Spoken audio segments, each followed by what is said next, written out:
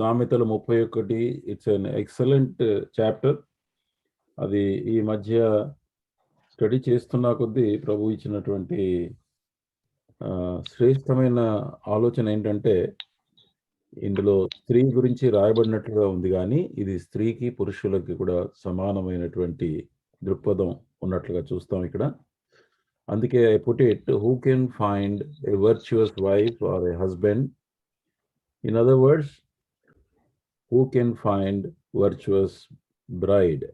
Braid groom, పెళ్లి కుమారుడు యేసుక్రీస్తు, పెళ్లి కుమార్తె లాగా ప్రతి విశ్వాసి కూడా మరి తన జీవితంలో సరి చేసుకోవాల్సినటువంటి విషయాల గురించి చూస్తూ వచ్చాం. సో 31 చాప్టర్ని మనం కొన్ని విషయాలు స్టార్టింగ్లో చూసి తర్వాత 7 మెయిన్ క్వాలిటీస్ చూస్తూ వచ్చాం. ఇందులో 5 అయిపోయినాయి. First is faithfulness to Christ, husband, wife. తర్వాత డెలిజెన్స్ అంటే మెలకుగా ఎప్పుడూ పని కలిగి ఉండేటటువంటి విధానం. కంపాషన్ అంటే కరుణతో మరి దయ కలిగి ఉండడం ఇతరుల పక్షాన. తర్వాత మాట్లాడేటప్పుడు మన యొక్క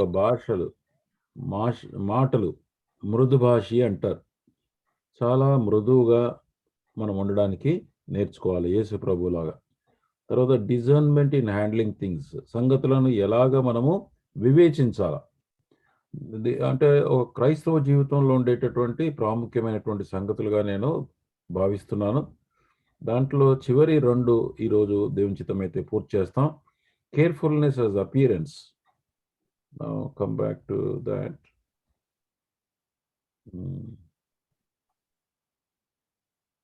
ఓకే, అంటే మనము కనబడటానికి చక్కగా ఉండాలి.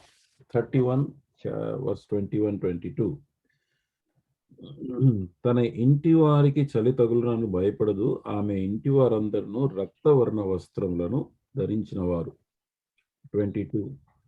ఆమె పరుపులను సిద్ధపరచుకును, ఆమె బట్టలు సన్నని నార బట్టలు రక్తవర్ణపు వస్త్రములు. అంటే బ్యూటీ అండ్ మోడెస్టీ.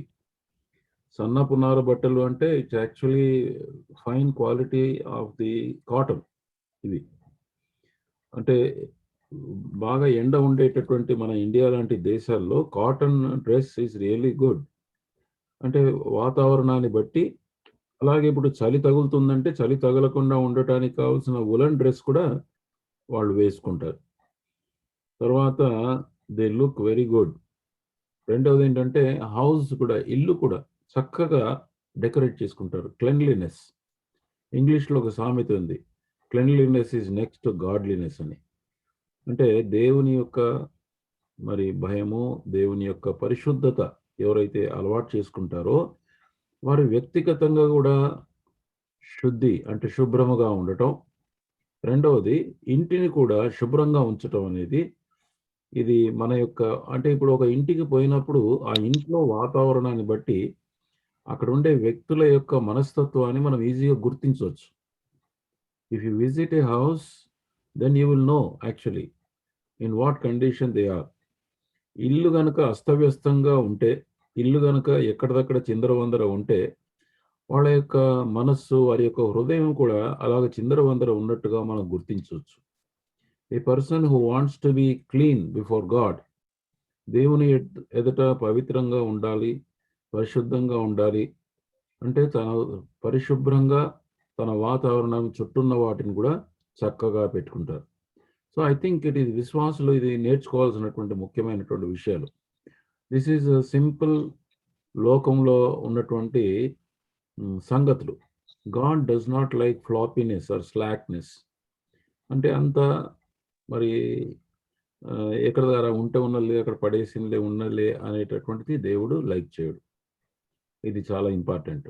సో ఎక్కడున్నా కానీ మన స్వంతగా మన యొక్క అపియరెన్స్ బాగుండాలి, ఇల్లు కూడా బాగుండాలి, శుభ్రంగా ఉండాలి.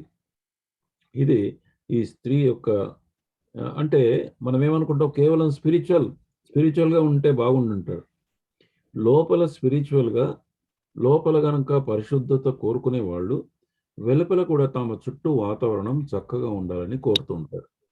ఇప్పుడు నేను చదువుకోవాలనుకో, నా టేబుల్ మీద అక్కడిక్కడ అన్ని పుస్తకాలన్నీ కానీ లేదా అన్ని వస్తువులు కానీ పిల్లలు పడేసిపోతారు.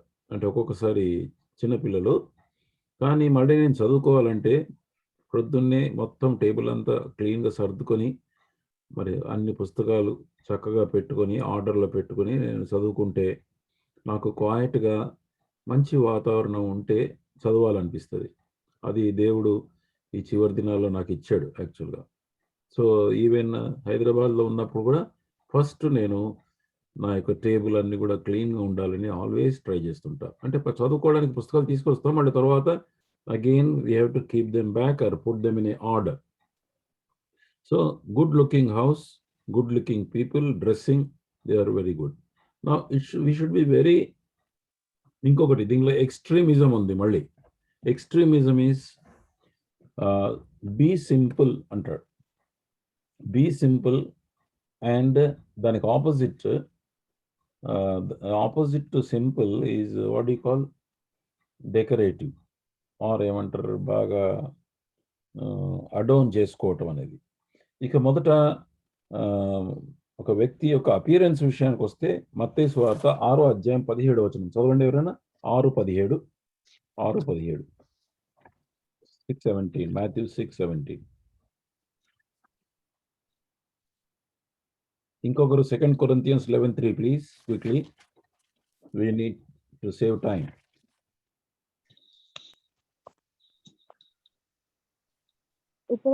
ఉపవాసము చేయనప్పుడు మనుషులకు కనబడవలెనని కాక రహస్యమందున నీ తండ్రికే కనబడవలెనని నీవు ఉపవాసం చేయనప్పుడు నీ తల అంటుకొని నీ ముఖము కడుక్కొని. అంటే తల అంటుకొని ముఖం కడుక్కో అంటే మొహం శుభ్రంగా ఉండి తల అంటుకొని చాలా చక్కగా అవతల వాళ్ళకి అసలు నువ్వు ఉపవాసం చేసినట్లే తెలియదు, వెలుపలి వాళ్ళకి తెలియదు, but you look very nice. So తల అంటుకోవటం మరి తర్వాత ఇదంటే దాంతో పాటు మన బట్టలు కూడా శుభ్రంగా ఉంచుకోవడం అని అర్థం. 2 Corinthians 11:3.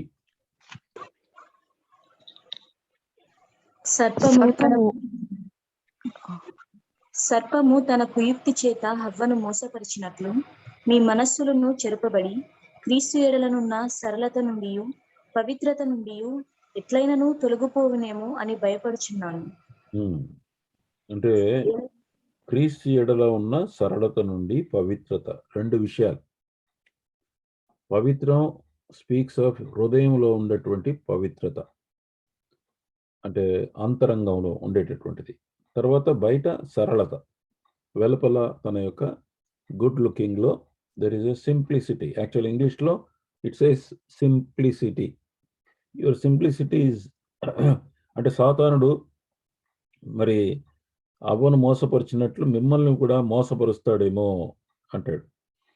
పైన 2వ వచనంలో దేవాసక్తితో మీ ఎడల ఆసక్తి కలిగి ఉన్నాను అంటే దేవుని యొక్క ఆసక్తితో మాట్లాడుతున్నాను నేను. ఐఎమ్ స్పీకింగ్ విత్ ఏ దేవుని పట్ల ఆశ కలిగి మీరు కూడా అట్లా ఉండాలని. ఎందుకంటే పవిత్రులైన కన్యకను ఒకడే పురుషుని కనుక క్రీస్తుకు సమర్పింపవలనని మిమ్మను ప్రదానము చేసి తిని.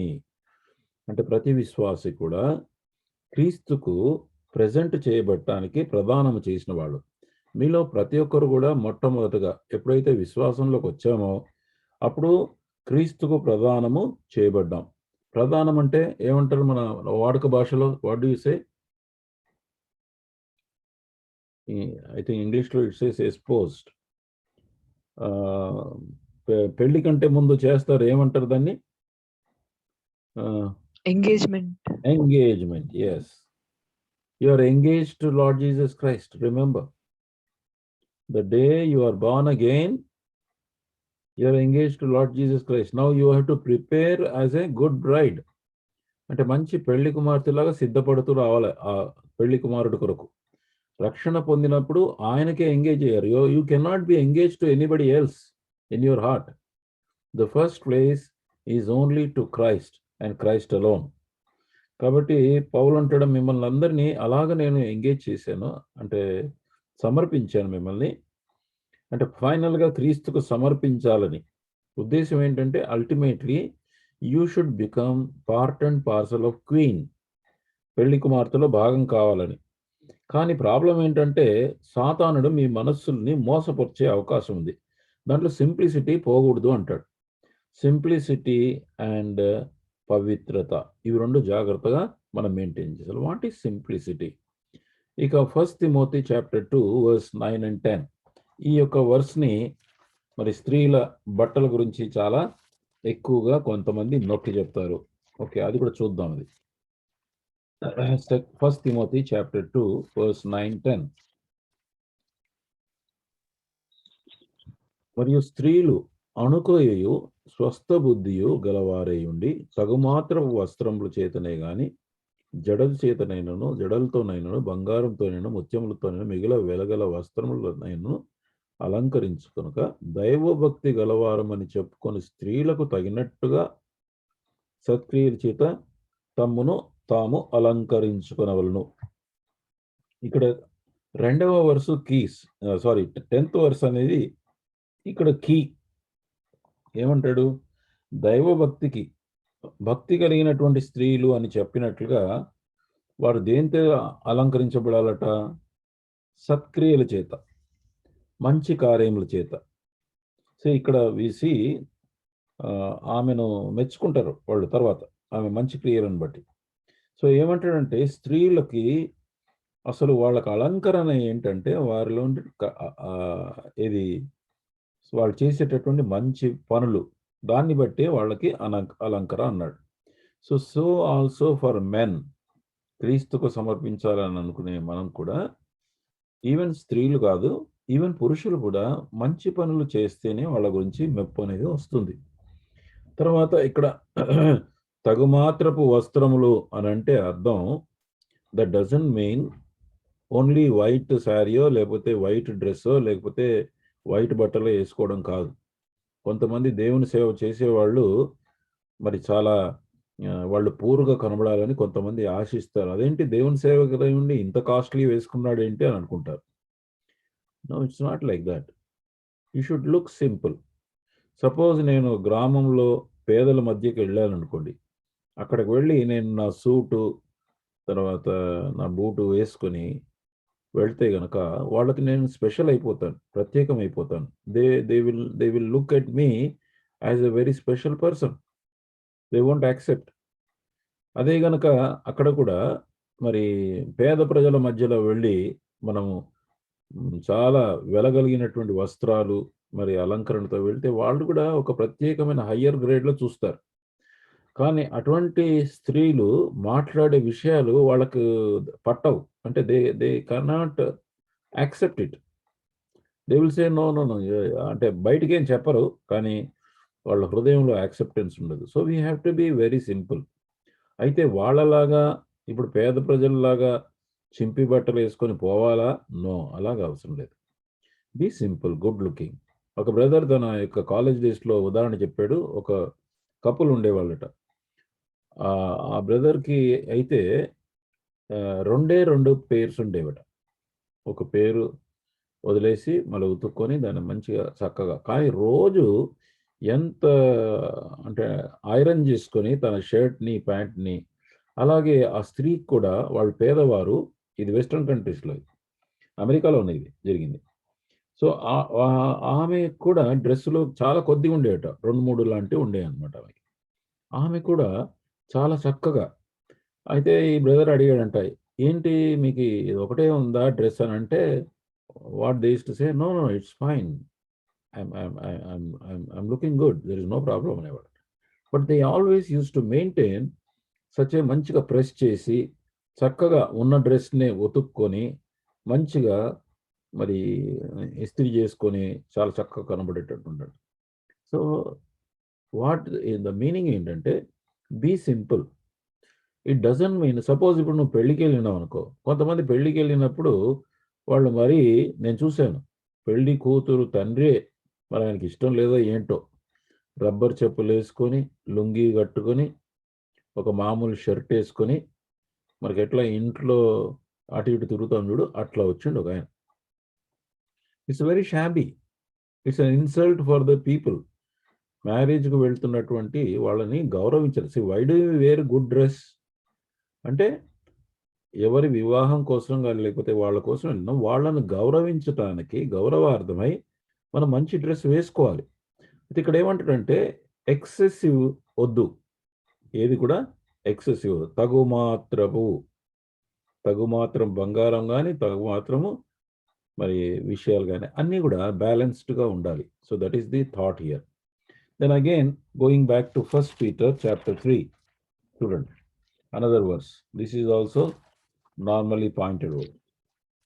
1 Peter chapter 3 verse 3. జడలు అల్లుకొనుటయు, బంగారు నగలు పెట్టుకొనుటయు, వస్త్రములు ధరించుకొనుటయున్నను వెలుపటి అలంకారము మీకు అలంకారముగా ఉండక, సాధువైనట్టియు మృదువైనట్టియు అయిన గుణమను అక్షయాలంకారము గల మీ హృదయపు అంతరంగ స్వభావము మీకు అలంకారముగా ఉండవలను. అది దేవుని దృష్టికి మిగుల విలువగలది. 5లో అటువలే పూర్వము దేవుని ఆశ్రయించిన పరిశుద్ధ స్త్రీలను తమ స్వపురుషులకు లోబరుట చేత తమను తాము అలంకరించుకుండ్రి. అంటే it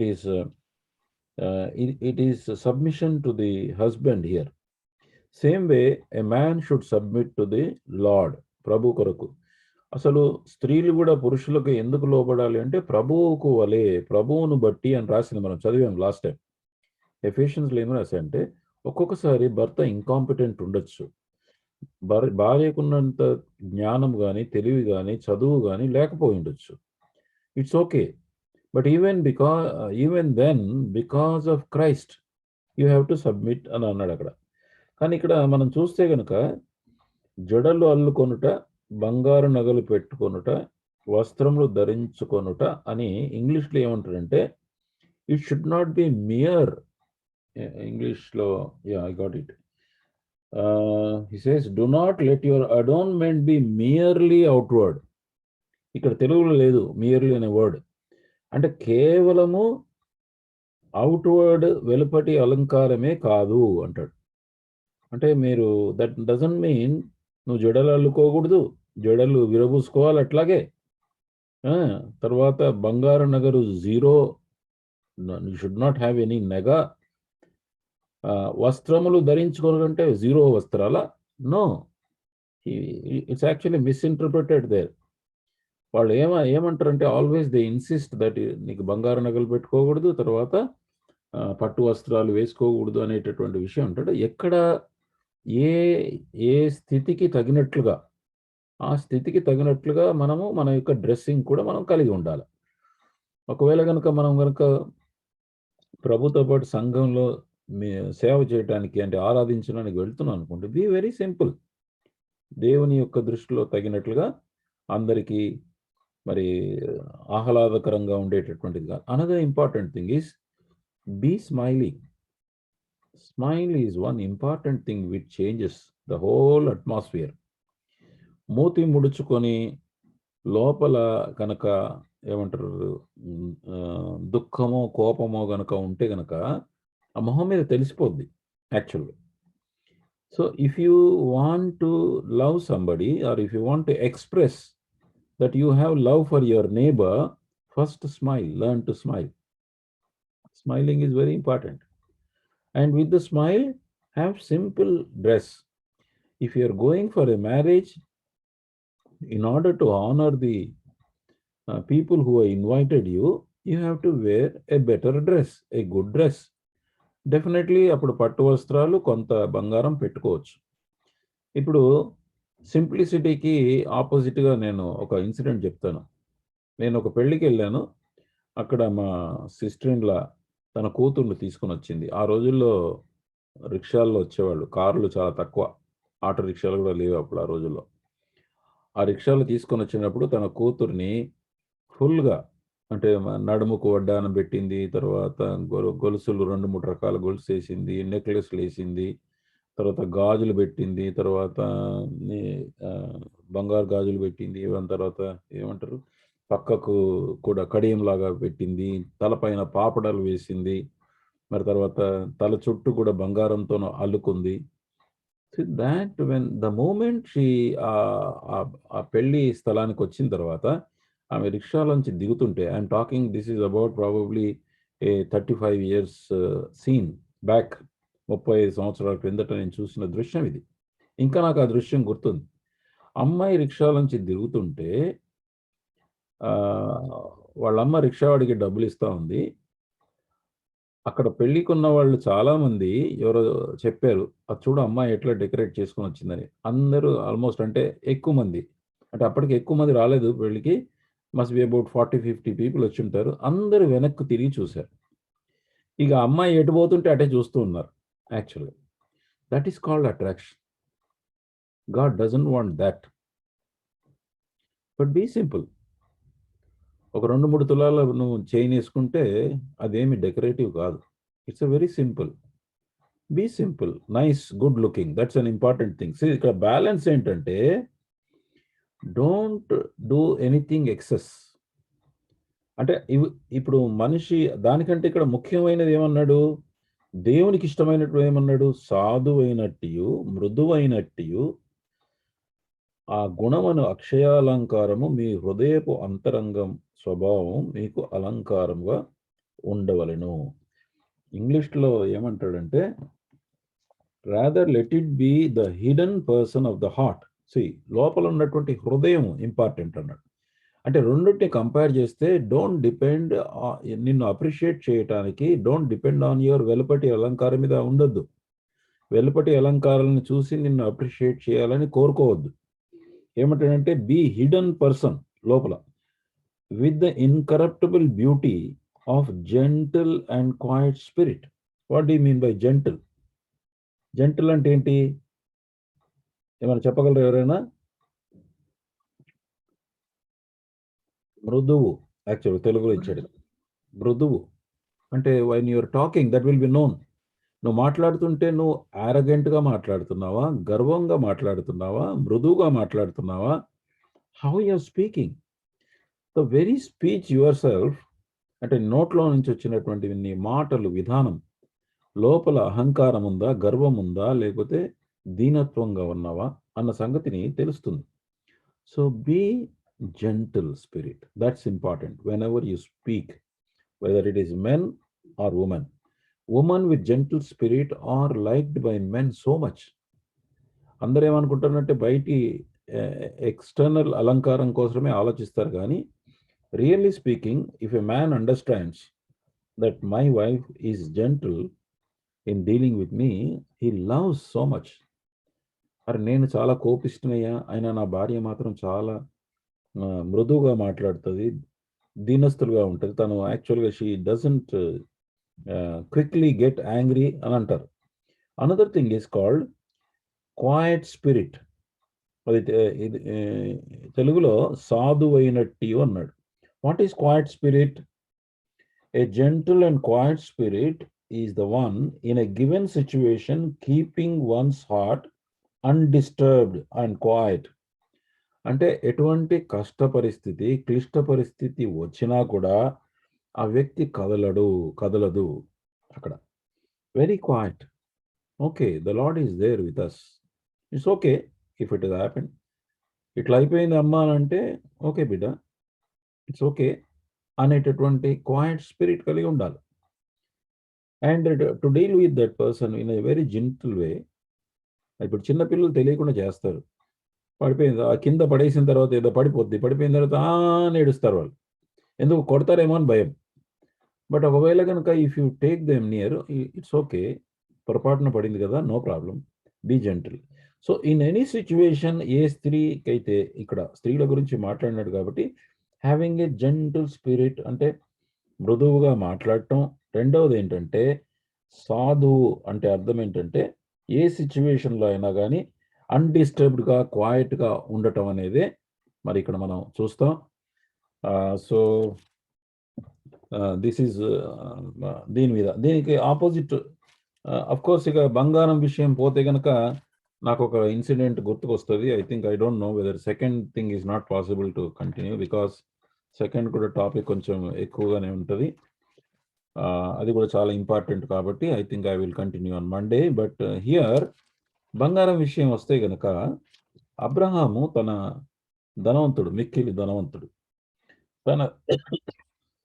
తన కుమారుడికి కోడల్ని చూడటానికి, అంటే పిల్లను చూడటానికి పంపించినప్పుడు ఆ వ్యక్తి మరి తనకి ఆ అమ్మాయి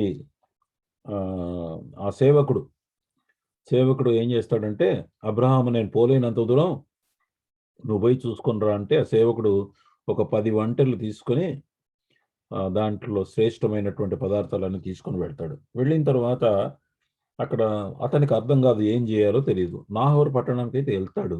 కానీ అక్కడ పోయిన తర్వాత how to understand who is the girl అనే దానికి దేవునికి ప్రార్థన చేసి, మరి ఆయన ఆ యజమానుని యొక్క దాసుడు యజమానులాగా తాను కూడా యెహోవాను నమ్మడం మొదలుపెట్టాడు.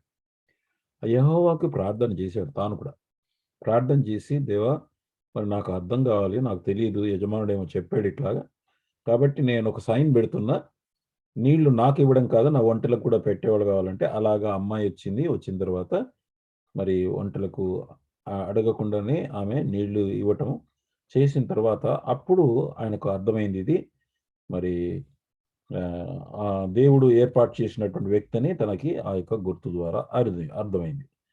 అయితే అతను ఏం చేశాడు, చాప్టర్ 24:22 జెనిసిస్లో, వంటలు త్రాగుటైన తర్వాత మనుష్యుడు 1/2 తులము ఎత్తుగల బంగారం ముక్కు కమ్మి ఆమె చేతులకు 10 తులముల ఎత్తుగల 2 బంగారు కడియాలు దయచేశాడు. అంటే 2 బంగారు కడియాలు ఇచ్చాడు అని అంటాడు. అంటే that gold 10 tolas only for గాజులు. 2 కడియాల 2 అనుకుంటా, ఇది 2 అన్నాడు. 2 అంటే ఆ చేయి కోటి ఈ చేయి కోటి, అంటే 5 తులాల బంగారం ఇచ్చాడు. ఇది very rich man of course. తర్వాత అతను పెళ్లికి ఫిక్స్ అయిపోయిన తర్వాత, ఈ అమ్మాయికి అయిపోయిన తర్వాత అమ్మాయికి ఇక్కడ రాస్తాడు, ఇక్కడ ఇది 53వ వచనంలో ఏమంటాడంటే, అసలు యాక్చువల్గా ఈ 53లో, ఆ తర్వాత ఆ సేవకుడు వెండి నగలను బంగారు నగలను వస్త్రములను తీసి రిబ్కాకు ఇచ్చాను. ఇంకా చాలా వెండి నగలు బంగారు నగలు వస్త్రములు రిబ్కాకు ఇచ్చాడు. మరి అతడు ఆమె సహోదరుని తల్లికిని విలువగల వస్తువులు సహోదరునికిని తల్లికిని ఆమె బ్రదర్కి ఇచ్చాడు. మళ్ళీ తర్వాత ఆ అమ్మాయి మదర్కి కూడా ఇచ్చాడు. అంటే ఫాదర్ లేడన్నమాట ఇక్కడ అర్థం. ఫాదర్ చనిపోయాడు కాబట్టి తల్లి ఒకటి ఉంది, మరి తర్వాత ఆ అమ్మాయి యొక్క అన్న ఉన్నాడు.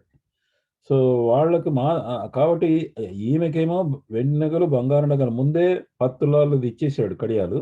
ఇక్కడ ఇంకెంత ఇచ్చుంటాడో. తర్వాత వాళ్ళ బ్రదర్ కూడా ఇచ్చాడు, తల్లికి కూడా ఇచ్చాడు. అతనితో ఉన్నటువంటి మనుషులు అన్నపానం పుచ్చుకొని రాత్రి అంతా ఉండిరి అన్నారు. సో ఇట్లాగా బంగారం విషయానికి వస్తే కనుక it is only thing is, అంటే ఆ రోజుల్లో ఇప్పటికి కూడా ఒక వ్యక్తికి అవసరమైతే కనుక డబ్బులు కావాలంటే బంగారాన్ని వాళ్ళు కూడబెట్టుకొని బ్యాంకులో దాచిపెట్టుకునే దానికంటే కొంతమంది బంగారాల్లో పెట్టుకొని వాళ్ళు దాని అవసరానికి వస్తే కనుక అమ్ముకొని దాన్ని తమ పరిస్థితిని తీర్చుకోవడానికి వాడుకుంటారు. So it's a matter of saving లాగా. బట్ అది ఎక్సెసివ్గా it should not be a decorative thing. But at the same time I will not agree anybody if they say it is zero gold. Lord did not say that zero gold అని చెప్పలేదు. Zero gold అయితే గనక అబ్రహాము విశ్వాసులకు తండ్రి అయిన ఆయన example మన ఎదుట ఎందుకుంటుంది. కానీ ఎహెచ్కేల్లో ఒక దృశ్యం కనబడుతుంది. అక్కడ ఫుల్లీ డెకరేటివ్, అంటే a person full of gold and I don't know whether I'll be able to find that verse, కానీ అక్కడ ఏషియాలో ఉంది అది. ఓకే, సో అక్కడ that is what he wants to, అది ఆయన వద్దన్నాడు. He says he is going to make, వాళ్ళు ఎలాగా అంటే ఇజ్రాయలైట్స్ ఎలాగో డెకరేట్ చేసుకునే వాళ్ళు అనేటటువంటిది కూడా ఈ వర్స్ ద్వారా మనకు అర్థమవుతుంది. వాళ్ళని పూర్తిగా వారిలో ఉన్నటువంటి బంగారాన్ని పూర్తిగా తీసేస్తాడని, అంటే వాళ్ళని తల బోడిగా చేస్తాను నేను అంటాడు. అంటే they were having the excessive gold, excessive property and very rich people Israelites కూడా. బట్ హృదయంలో వాళ్ళకి దేవుని యొక్క ప్రేమ లేదు. సో ఇక్కడ ఏముంటాడంటే కంపారిటివ్ టర్మ్లో it is not the gold and dress. అంటే గోల్డ్ డ్రెస్ ద్వారా నువ్వు మనుషులకు అప్పీస్ చేయడానికి చేయకూడదు. But be simple, good, modesty, decent. But దానికంటే ముఖ్యమైనది దేవుడు మెచ్చుకునేటటువంటి అంతరంగమైనటువంటి గుణాలు కలిగి ఉండాలన్నాడు. Think will stop here and will pray and God willing Monday I will deal with the next last one.